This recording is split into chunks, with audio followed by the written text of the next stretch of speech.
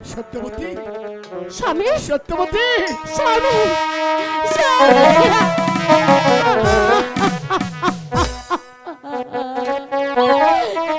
তুমি এসেছো, তুমি এসেছো।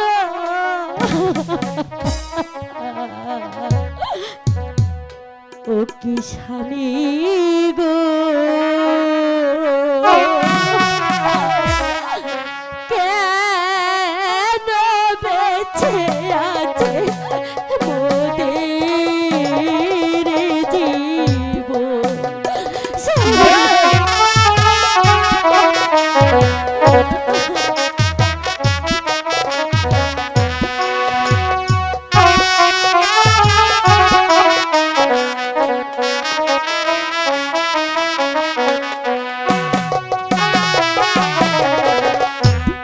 রঞ্জিত রাজার কারা গারে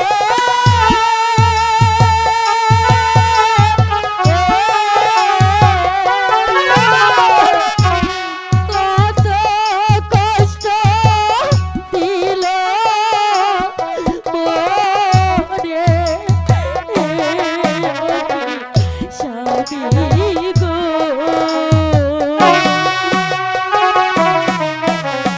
কেন বেঁচে আছে মোদের জীবন।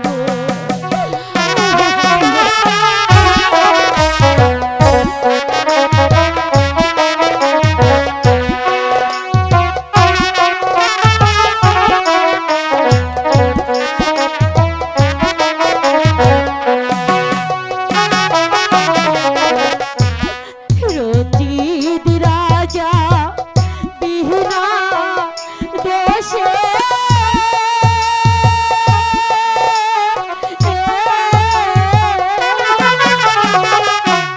বেতা গাছে করলো মোরে স্বামী গো। কেন বেঁচে আছে মোদের জীবন। স্বামী তো থাকবে বিষ। হ্যাঁ, এ কি বলছেন স্বামী? তোমাকে তোমার গর্ভের সন্তানকে মেরে ফেলার জন্য তুমি আমার মাথায় হাত রেখে বলো ওই খাবার তুমি খাবে না। ওগো স্বামী, আজ কয়দিনে যাব, হ্যালো হ্যালো, ওরা আমাকে কিচ্ছুটি খেতে দেয়নি। খোদাই,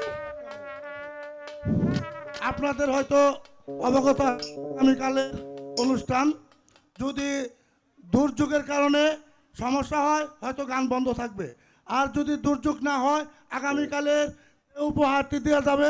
সেই বইটি না হচ্ছে কাশেম মালার প্রেম। আপনারা সবাই আমন্ত্রিত।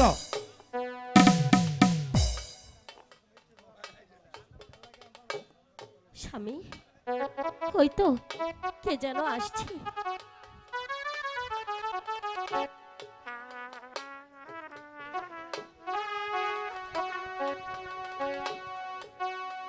দারোয়ান, দাঁড় ছাড়ো।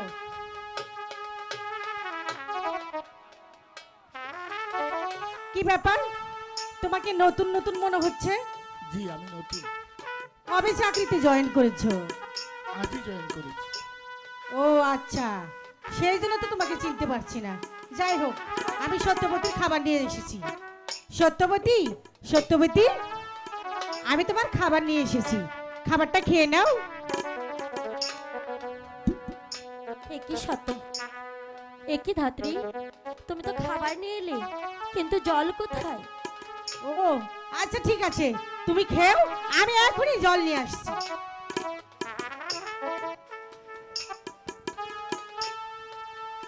না প্রিয় না,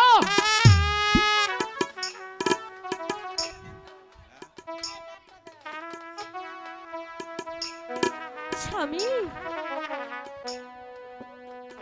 এ কি করলে স্বামী? খোদাই যে আমার পরনটা ধরপড় করছে। তোমাকে বাঁচতে হবে, তোমার জন্য নয় তোমার সন্তানের জন্য বাঁচতে হবে।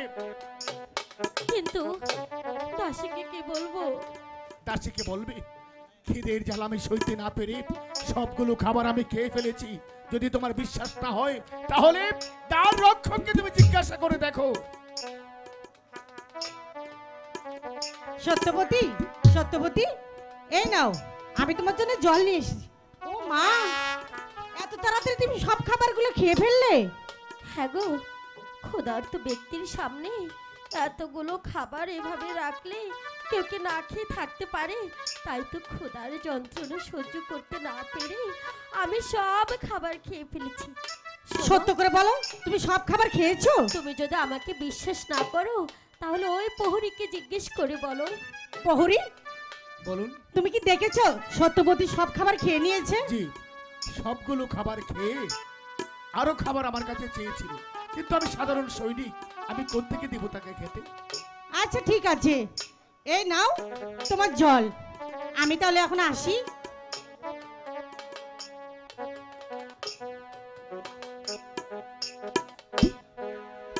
ঠাকুরের কৃপায় তুমি বেঁচে গেলে। একটি কথা তুমি সবসময় বিশ্বাস রাখবে মনে, ঠাকুরের প্রতি তুমি ভরসা রাখবে, বিশ্বাস রাখবে।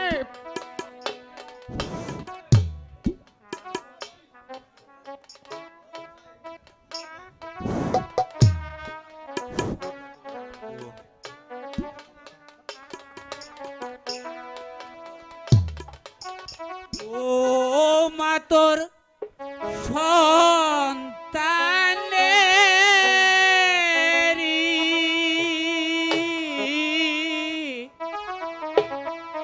মরণ তার হবে না রে। ও মা তোর সন্তানেরি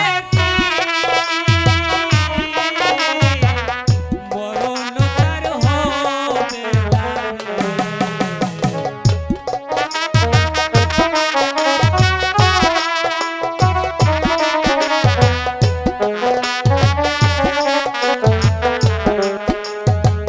রক্ষা করবে জগদীশ্বর,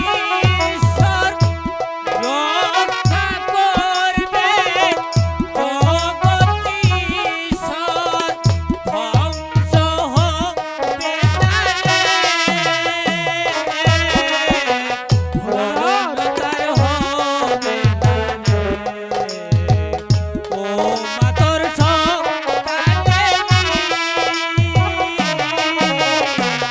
মরণ তার হবে না রে।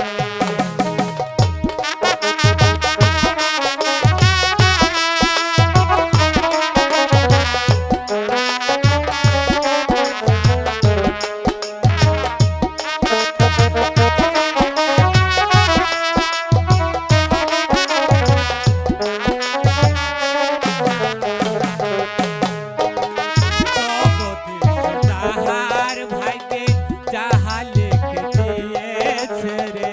জগদীশ যাহার ভাগ্যে যাহা লিখে দিয়েছে রে। কার বাসায় তো আছে তা খণ্ডন করে।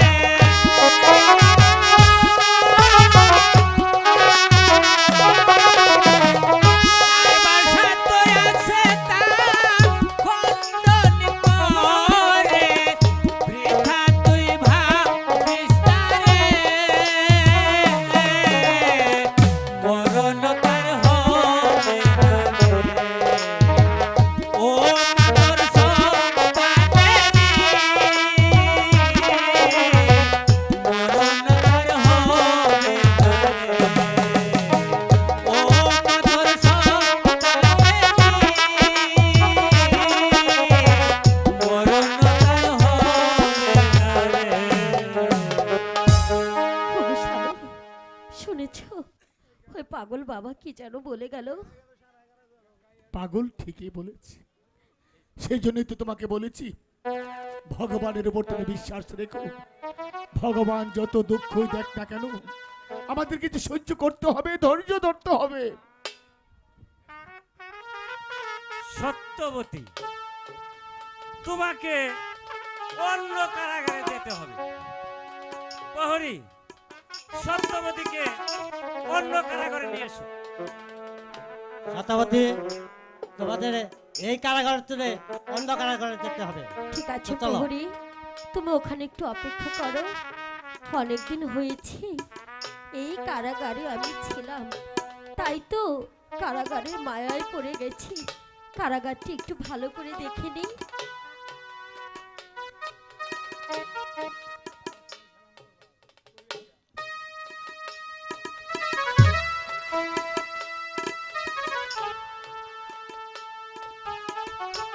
এ ঠাকুর, আমি এমনই স্বামী যে আমার স্ত্রীকে আমি রক্ষা করতে পারছি না। এইটুকুনি দেখে আমার যে স্বাদ মেটে না স্বামী, বড় স্বাদ হচ্ছে। আপনাকে আর একটু দেখি।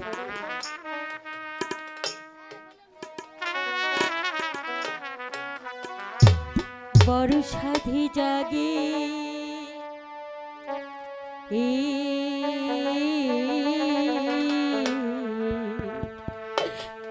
একেবারে তোমায় দেখি, কত কালি দেখি তোমায়, একেবারে তোমায় দেখি, বড় সাধি জাগে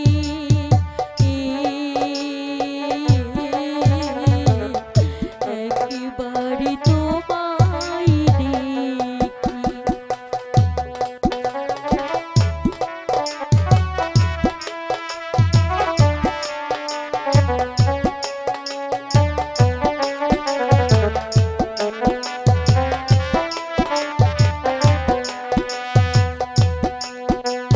স্মৃতি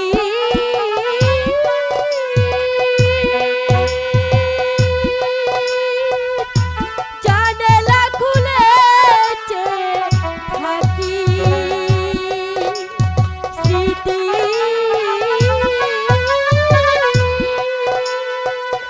জানালা খুলেছে থাকি, চোখ তুলে যতটুকু আলো আসে, সে আলোয় মন ভরে যায়। কত কাল দেখি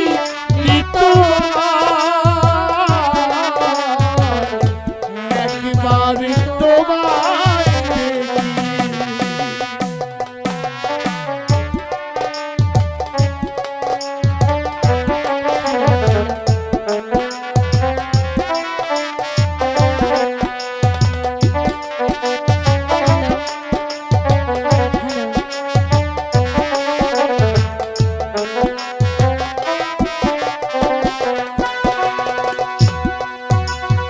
আমারি অন্ধকারে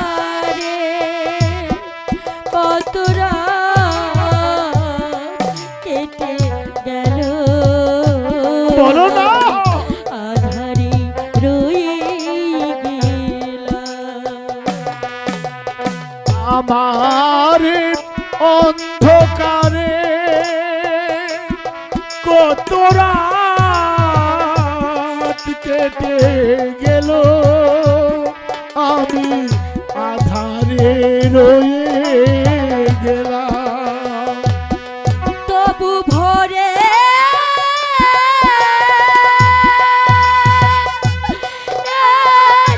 স্বপ্ন থেকে সেই ছবি, তবু ঘুরে স্বপ্ন দেখা সেই ছবি, রঙে রঙে ফুলে ফুলে সুরে সুরে ওরা যেন গান হয়ে যায়। কত কাল দেখি তোমায়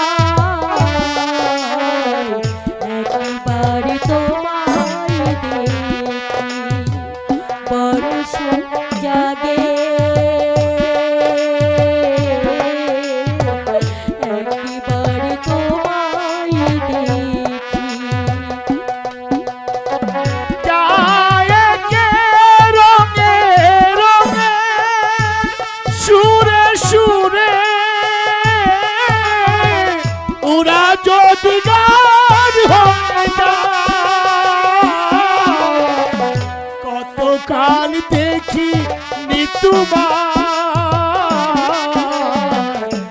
একবার তোমায় দেখি বড় শান্তি জাগে,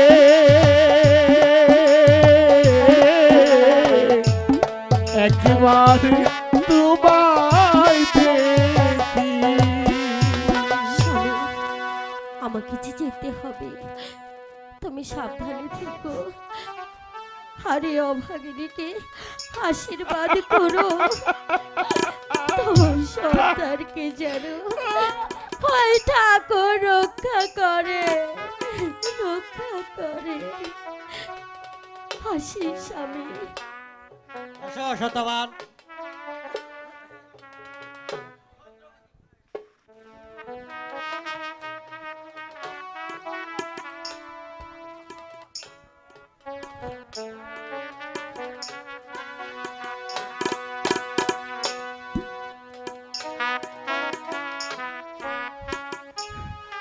এ ঠাকুর, দুঃখ যদি তুমি আমাকে দেবে, তাহলে তুমি সইবার মতো শক্তি দিও ঠাকুর, আমাকে দুঃখ সইবার মতো শক্তি দিও। না না, আমাকে এমনি ভাবে দাঁড়িয়ে থাকলে চলবে না, আমার স্ত্রীর জন্য আমাকে যেতে হবে, আমার সন্তানের জন্য যেতে হবে, আমার যেমন করে হোক আমার স্ত্রীকে রক্ষা করতে হবে, আমার সন্তানকে রক্ষা করতে। গোসাইজি, বলুন মহারাজ। দাসীকে পাঠিয়েছি অন্ধকার কারাগারে সত্যবতীকে খাবারের সাথে বিষ মিশিয়ে দিতে, কিন্তু এখন পর্যন্ত দাসী আসছে না। আমি তার কারণ বুঝে উঠতে পারছি না। ওই তো এক্ষুনি এসে পড়বে মহারাজ। আমি এসেছি মহারাজ। বলো কি সংবাদ? সংবাদ ভালো, সত্যবতী সব খাবার খেয়ে নিয়েছে। তাই নাকি? তারপর তারপর কি হয়েছে বলো?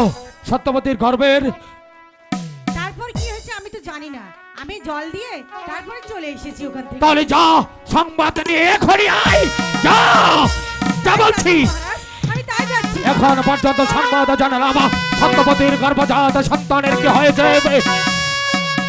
কোথায় দাসী? সংবাদ নিয়ে আয়। কোথায় দাসী? দাসীকে আমি এক্ষুনি নিয়ে আসছি মহারাজ। মহারাজ, আমি সংবাদ নিয়ে এসেছি মহারাজ। বল কি সংবাদ? সত্যবতী সত্যবতী সন্তান প্রসব করেছে। ছেলে না মেয়ে? ছেলে জীবিত না মৃত? ছেলে হয়েছে, জীবিত। জীবিত! জীবিত!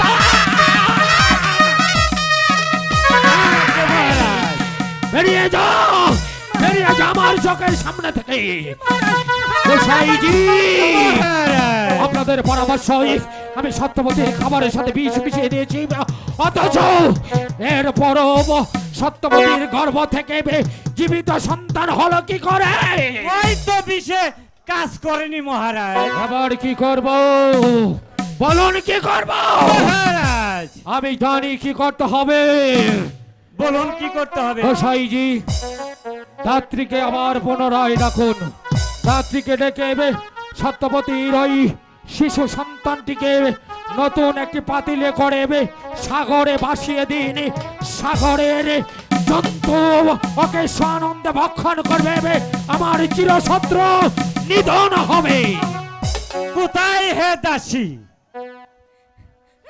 আমায় কি জন্য ডেকেছেন মহারাজ? শোনো, সত্যবতীর কারাগারে যে জীবিত সন্তানটি হয়েছে, ওই সন্তানটি একটা নতুন পাতিলে করে তুমি ওই সাগর জলে ভাসিয়ে দেবে।